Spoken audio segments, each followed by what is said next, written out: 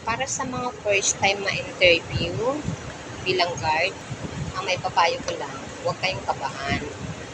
At huwag kayong mag-focus sa pagkakabisado ng 11 GO.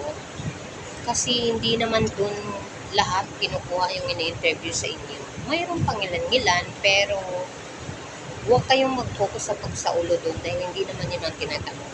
Simple lang naman ang mga tinatanong about sa work lang naman, kung may experience ka na, at kung malapit ka ba dun sa pwestong pagdudutihan. Huwag kayong masyadong mag-expect na matanggap dahil nung first time ako, masama yung loob ko na hindi ako natanggap.